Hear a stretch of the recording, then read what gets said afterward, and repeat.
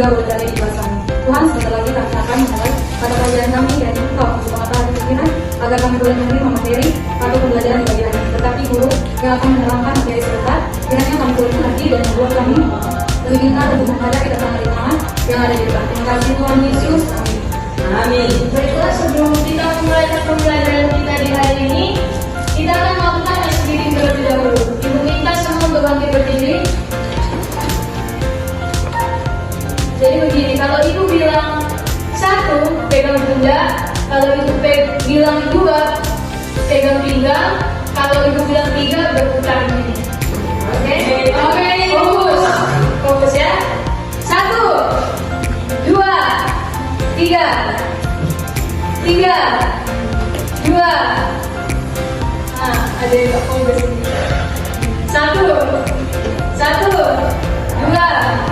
3, 1. Oke, terima kasih. Selamat tidur. Jadi pembelajaran kita hari ini yaitu mengenai transformasi geometri. Ibu akan membacakan tujuan pembelajaran terlebih dahulu yang akan kalian capai, yaitu di mana kalian mampu untuk menjelaskan pengertian transformasi geometri dan jenis-jenisnya. Lalu kalian juga dapat melakukan refleksi, translasi, rotasi, dan dilatasi titik pada balon dengan tepat. Lalu yang ketiga yaitu menyajikan hasil transformasi dalam bidang koordinat dengan benar. Di mana geometri transformasi adalah proses pengubahan setiap titik koordinat menjadi titik koordinat lain pada bidang tertentu. Transformasi tidak hanya terhadap titik, tetapi bisa juga dilakukan pada kumpulan titik yang membentuk bidang atau bangunan tertentu. Materinya akan kita bahas dalam geometri transformasi. Yang pertama yaitu refleksi, atau yang juga dapat disebut sebagai pencerminan. Apakah kalian pernah melihat diri kalian di kaca? Pernah. Kalau misalkan kita pegang pipi sebelah kanan di kaca, jadi apa? Ini bukan kanan kita itu, tapi posisinya dalam berbalik ya. Iya itu. Nah, itu merupakan refleksi atau pencerminan yang bisa kita temukan dalam kehidupan sehari-hari. Di mana refleksi atau pencerminan ini memiliki ciri-ciri, yaitu setiap titik dan bayangannya mempunyai jarak yang sama terhadap pencerminannya. Biasanya perhitungan jarak harus tegak lurus terhadap garis pencerminan sehingga bentuk bayangan dan gambar asli sama namun dengan posisi yang terbalik. Seperti tadi saat kita mencermin, pencerminan yang kita lihat di kaca itu akan berbeda. Kita pegang di sini, di kaca akan terbalik jadi pegang yang di sebelah sini. Dimana pencerminan atau refleksi ini ada rumusnya, yaitu pencerminan terhadap sumbu X, dia akan menggunakan rumus A XY, dan untuk pencerminan terhadap sumbu Y itu rumusnya ialah A. Jadi ibu punya bidang koordinat. Kalian pasti juga pernah menggunakan buku matematika yang berpetak itu kan. Nah, ini sama, tapi sudah buat jadi sebagai alat peraga kita untuk mempermudah kalian dalam melakukan pembelajaran pada hari ini. Di mana ibu punya soal sebuah segitiga ABC, di mana titik A berada pada 3,1. Kita lihat dulu pada sumbu S-nya, 3 berada di sini. Lalu 1 kita lihat di sumbu Y-nya, berarti berada di sini. Untuk paku warna merah, ini adalah titik A, dia berada di 2,3. Kita lihat dulu di sumbu S-nya, 2 di sini. Lalu 3 berarti di sini. Dan untuk titik C-nya ibu berikan paku berwarna hijau, di mana dia berada pada 4,2. Kita lihat dulu di sumbu S-nya 4 dan 2 di sumbu Y. Berarti di sini. Di mana ketika titik A, B, dan C digabungkan, dia akan membentuk suatu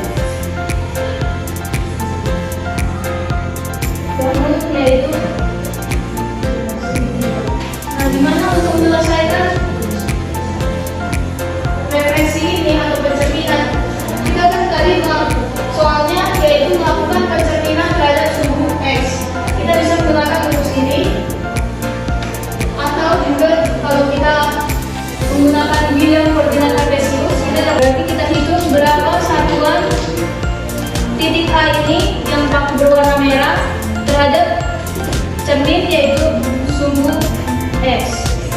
Kita hitung 1, berarti hasil pencerminannya juga harus 1. Berarti di sini titik bayangan. Lalu titik B-nya yaitu paku yang berwarna biru ini. Kita hitung berapa satuan ke arah sumbu X.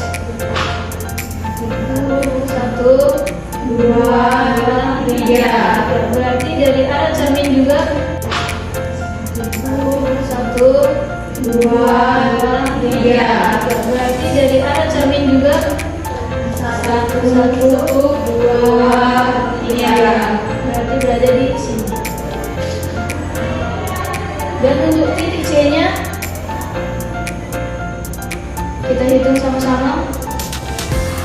1, 2. Berarti dari cermin 1, 2. Berarti dari sini. Lalu kita dapat gabungkan sehingga ini merupakan segitiga bayangannya. Mana kalau pencerminan terhadap sumbu X, rumusnya ini, dimana titik A 3,1 direfleksikan, maka hasilnya adalah A aksen ini. X-nya berapa? 3.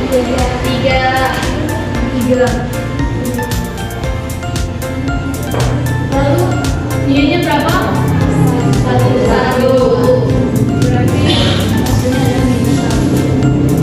Kita lihat apakah sama? Sama. 3. Lalu untuk titik D-nya direfleksikan, maka hasilnya adalah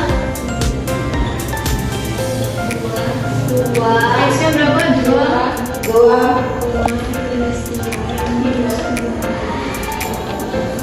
Kita lihat apakah sama? Sama. Dan untuk titik C-nya ketika direfleksikan, maka hasilnya adalah X-nya 4. Ini 2. Maka kalau kita menggunakan rumus akan sama hasilnya seperti yang tadi. Sejauh ini ada pertanyaan? Iya. Baiklah, materi selanjutnya yaitu mengenai translasi atau pergeseran. Dimana kalau misalkan ibu melangkah beberapa langkah seperti 2 ke kiri, itu merupakan suatu contoh nyata mengenai translasi atau pergeseran. Dimana tadi ibu berada di sini, lalu ibu melakukan melangkah sejauh 2 ke kiri. Dimana ciri-ciri translasi itu merupakan translasi yang terjadi jika kita menggeser suatu bangun dari suatu lokasi ke lokasi yang lain tanpa mengubah ukuran dan bentuk bangun tersebut. Lalu ciri-ciri yang kedua yaitu saat kita menggeser suatu bangun datar, maka setiap titik sudut dari bangun tersebut kita akan geser ke arah dan jarak yang sama. Rumus translasi yaitu A X Y ditranslasikan sejauh vektor translasi AB akan mendapatkan hasil A aksen X, yaitu ini X ditambah dengan A dan Y ditambah dengan B. Di sini ada contoh soal di mana titik A berada pada negatif 2,1, titik B berada pada negatif 1,4 dan titik C berada pada negatif 2,4 yang kemudian ditranslasikan sejauh negatif 2, negatif 5. Ini ibu akan menggunakan bidang koordinat kartesius di mana titik A-nya yaitu negatif 2,1. Kita lihat di sumbu X negatif 2 di sini, koma 1. Berarti titik A berada di sini. Lalu titik B-nya dengan paku berwarna biru berada pada negatif 1,4. Kita lihat di sini negatif 1 berarti berada di sini. Di 4 di sini berarti titik B berada di sini. Dan titik C dengan paku berwarna hijau berada pada negatif 2,4. Kita lihat di sumbu X negatif 2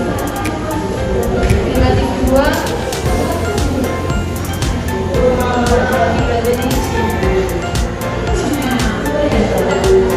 Jika titik A, B dan C disatukan, maka dia akan membentuk bangun segitiga. Nah, untuk menggunakannya tanpa rumus, kita akan menghitung di mana vektor translasinya yaitu negatif 2, negatif 5. Berarti negatif 2-nya itu kita hitung dengan cara mendatar searah dengan sumbu X, yaitu karena negatif berarti kita mundur 2 langkah. 1, 2. Titik A berada di sini, lalu ditranslasikan negatif 5 yang berarti mundur ke bawah sejauh 5 langkah. 1, 2, 3, 4, 5. Berarti titik A berada di sini. Lalu titik B ditranslasikan dengan negatif 2, negatif 5. Kita mundur berarti terlebih dahulu 2 langkah. 1, 2, lalu kita turun ke bawah 5 langkah. 1, 2, 3, 4, 5. Berarti berada di sini. Dan titik C ditranslasikan negatif 2, negatif 5, maka dia mundur 2 langkah terlebih dahulu. 1, 2, lalu turun ke bawah karena itu negatif jadi turun. 1, 2, 3, 4, 5. Berarti titik C berada di sini. Maka itu adalah hasil translasi atau pergeseran. Mana A akson yang didapat? X-nya berapa? 2, negatif 2. Lalu A-nya berapa? Min 2. Berarti hasilnya berapa? Negatif 2 ditambah negatif 2, negatif 4. Lalu 1 ditambah dengan negatif 5, hasilnya adalah A aksen negatif 4, negatif 4. Negatif 4, negatif 4. Dan untuk titik B-nya ketika ditranslasikan maka akan hasilnya negatif 1 ditambah negatif 2, min 3, negatif 3, lalu 4 dikurangi 5, negatif 1. Kita lihat di sini negatif 3,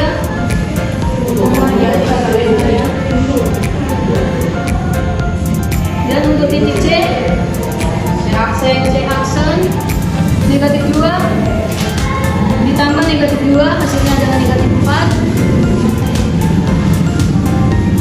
Lalu 4 ditambah negatif 5, hasilnya adalah 1, negatif 1. Sama ya hasilnya? Sama.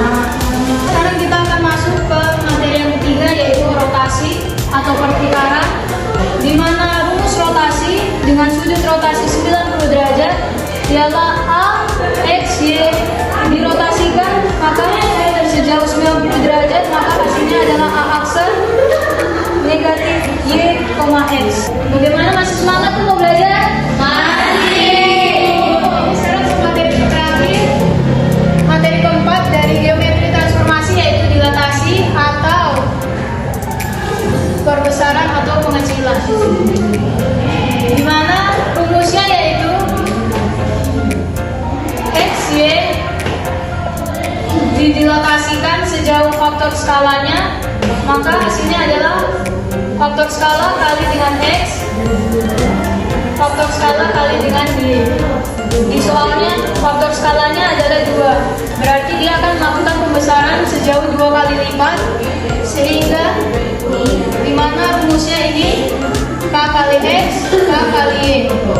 Faktor skalanya berapa? 2 kali 3, 6. 2 kali 4, 8. Berarti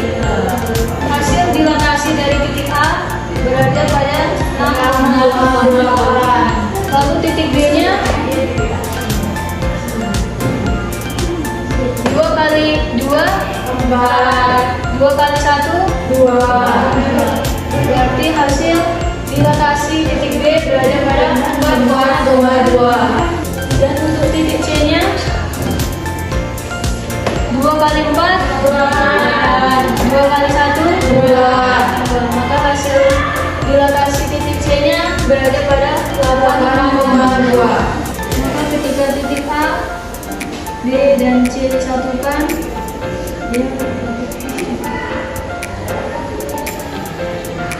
dia akan mendapatkan dilatasi ketika 2 kali lipat dari bangun segitiga pasalnya, lalu dilatasikan 2 kali lipat, maka hasilnya akan sebesar ini. Sampai sini sudah mengerti semua? Sudah. Tadi kita sudah belajar apa saja? Refleksi.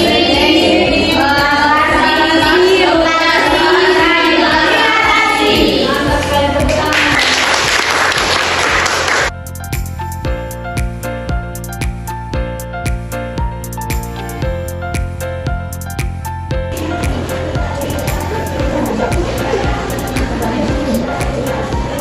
Bagaimana anak-anak? Apakah sudah selesai mengerjakan tugasnya? Sudah. Soal pertama siapa yang boleh menjawab? Baik. Silakan Indra maju. Dan menggunakan tiga pertanyaan yang sudah disebutkan. Baik teman-teman, di sini saya akan menjawab soal nomor 1. Refleksikan segitiga PQR terhadap titik Y. Titik segitiga yang pertama P berada di titik 2,2.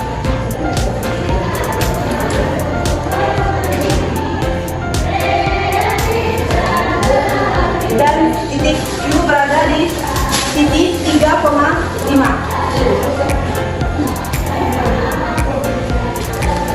Dan titik R berada di titik 5,2.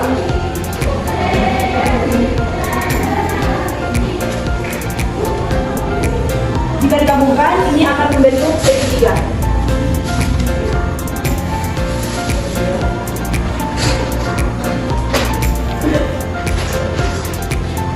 Dan jika direfleksikan, titik yang pertama P aksen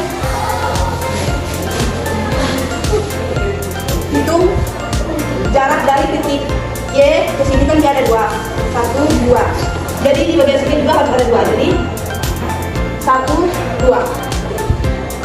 Jadi titik pertama berada di min 2 positif 2. Dan titik yang kedua berada di min 3,5.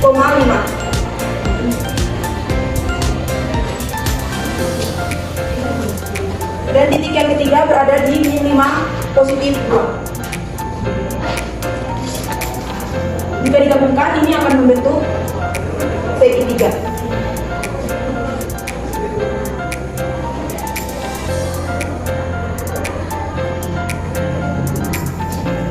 Oke, sekali teman. Apakah ada yang sama? Ayo. Sudah mengerti? Jadi terima kasih kalian juga yang sudah lama ikut. Baiklah, sekian pembelajaran kita di hari ini. Ibu harap semua dapat mengerti mengenai geometri transformasi yang terbagi menjadi refleksi, transformasi, dilatasi, dan rotasi ya. Semoga dapat berguna bagi kalian semua. Amin. Dan dapat kalian mengerti ya. Ya. Oke, sebelum kita pulang ke rumah kita masing-masing, ibu minta satu orang untuk menuntun kita dalam doa. Iya. Ya, please, buat tidur. Mari kita berdoa.